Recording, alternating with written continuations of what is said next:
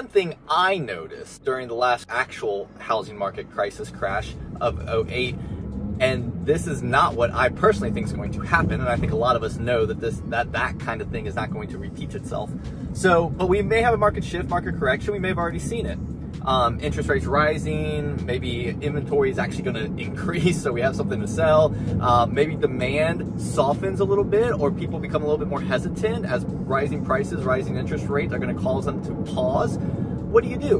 Well, one thing I always suggest is change your message a little bit. And the content, branding, marketing that you're putting out there, that you guys are doing every single day, as you should be, maybe your message starts changing a little bit, or maybe you introduce some new messages. You add some different kind of value. What do you do? What is the thought process when interest rates climb up? Some of you may have only been in real estate when it's always been under 5.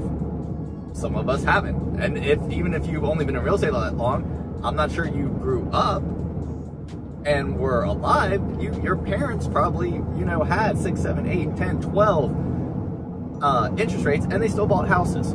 So understand that providing some value and some quality thought process when it comes to what interest rates are compared to what you're buying is a good content message. What do you do when looking for the right house? If this is going to be permanent residence, this is going to be investment.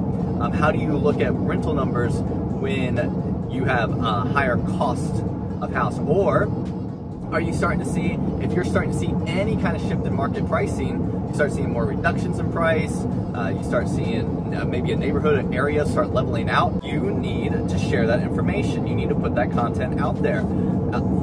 Your message needs to be crafted to what the market shift is, to build confidence in the customers and clients that you may have in your expertise and your noticement of it. You can't put your head in the sand. You can't just constantly combat like nothing's going to change. You need to be smart and look like the expert when there are market changes in your real estate market.